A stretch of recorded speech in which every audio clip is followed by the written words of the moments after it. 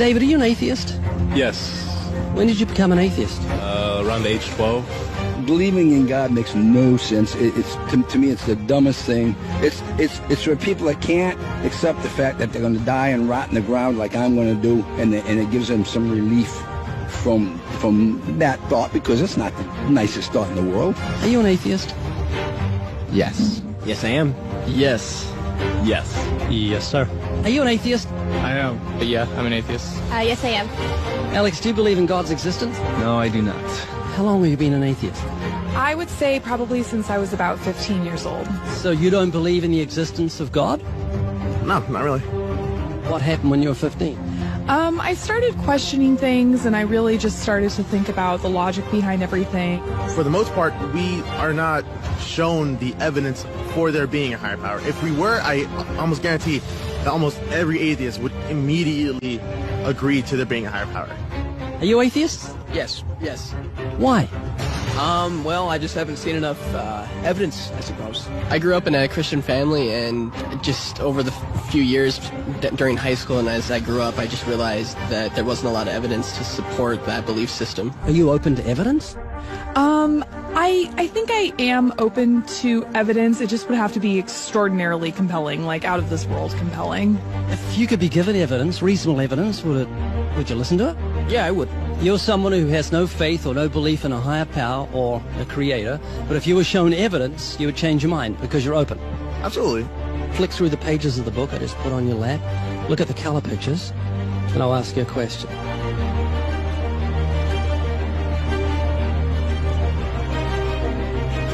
Do you believe that book could happen by accident, that nothing produced the color pictures in the book, that red, orange, yellow, green, blue, indigo, violet ink fell from the sky and formed itself into those beautiful pictures, and then black ink fell from the sky, or from nowhere, and formed itself into coherent words and sentences, capitals and periods and commas, making sense, page numbers fell from the sky, all in order, and then it bound itself and formed itself into a cover with artwork, and there we have a book.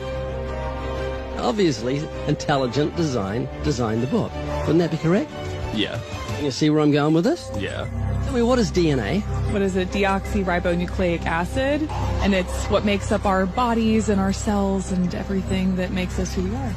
DNA is like our biological code, kind of like binary zeros and ones. Information about us, who we are, what makes us us, parts of us, how we look, how we're built, everything like that. Your genes instructed your cells how to make your eyes and what color your eyes should be, and your hair and your height and your personality.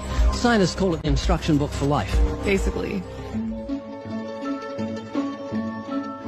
Everything that you are or ever will be made of starts as a tiny book of instructions found in each and every cell. Every time your body wants to make something, it goes back to the instruction book, looks it up, and puts it together. The book of you would have 46 chapters, one for each chromosome.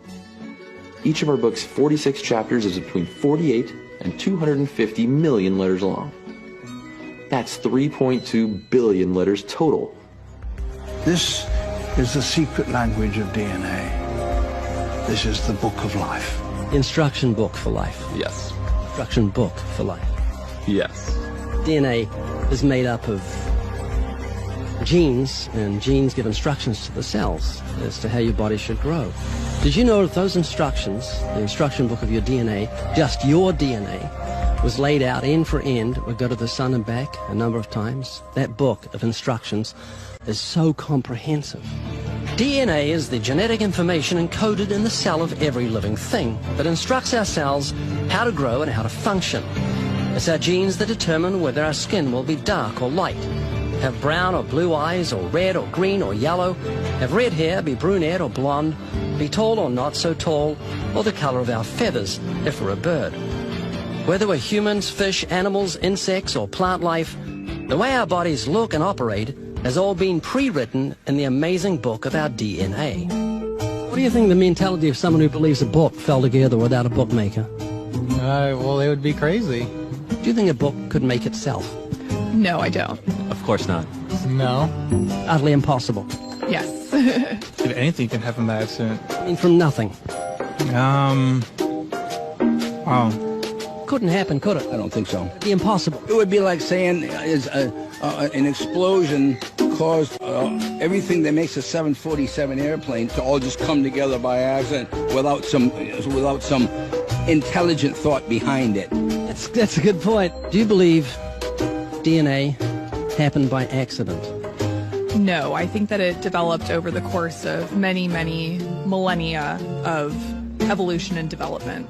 DNA exists in every living thing. Its origins don't matter. The fact that there is intelligent information tells us there must be an intelligent designer. Is this making you think? It is, and I do think about it from time to time. It's just, yeah, it's complicated, definitely. Well, DNA's complicated, but the point I'm trying to make is very simple. Book designer or bookmaker, DNA, intelligent designer. God. Does that make sense? Yes. You're an atheist? I am. What would you think of the mentality of someone who thought a physical book could make itself? I think they'd be silly. Of course it can't make itself. What would you think of the mentality of someone who believed the instruction book for life, DNA, made itself? I think it'd be silly as well. It would need investigation. That's atheism. Absolutely. And what would you think of the intelligence of someone who believed the instruction book for life made itself? Low intelligence level. DNA happened by accident? Probably not too smart. DNA couldn't make itself. It's impossible. Does that make sense? Yes. Is this making you think? Yes. And what would you think of the person who believed that DNA, the instruction book for life, happened by accident? We're not just talking about human beings, we're talking about every form of life. Fleas, cats, dogs, elephants, cows, horses, trees, plants, everything has DNA, the instruction book for life. Which makes the book in your hand just seem feeble compared to the infinite intelligence that must have put the instruction book for life together. Can you see what I'm saying? Yeah. Do you believe DNA happened by accident? I believe it could. Explain it to me, how a program could make itself out of nothing on how to make a human eye, giraffe size, elephant size, cats, dogs, puppies, flowers, birds, trees. Every living thing has DNA that's so complex, it's mind-boggling. It must have been a genius beyond any human reasoning that put it together. And to say it happened by chance is infinitely sillier than saying a physical book happened by chance. All I'm doing is reasoning with you. I'm not arguing. I don't want to win an argument. I'm just saying I want you to concede something that's absolute common sense. You're an atheist, so you believe the scientific impossibility that nothing created everything. I mean, it can't be nothing. We all have to start from some point. I wouldn't say nothing created it. There had to be something there in the beginning. You like Richard Dawkins, don't you? Well, I mean, yeah, I like him.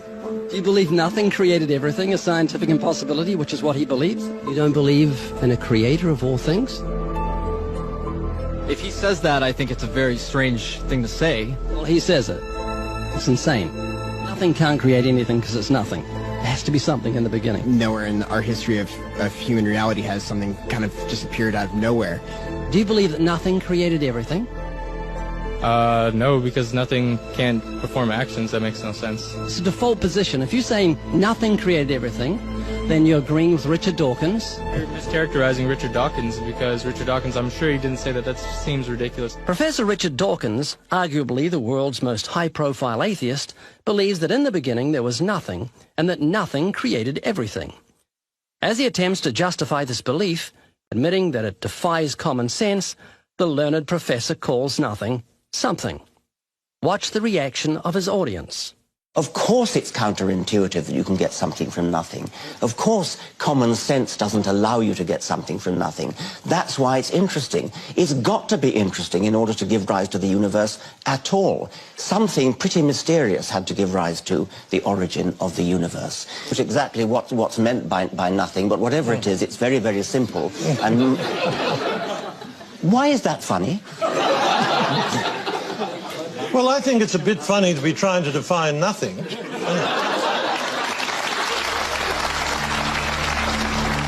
Richard Dawkins, I'm sure he didn't say that. That seems ridiculous.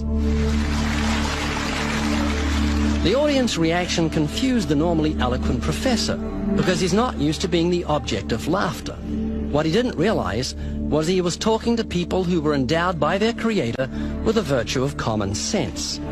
This was just another case where the emperor has no clothes.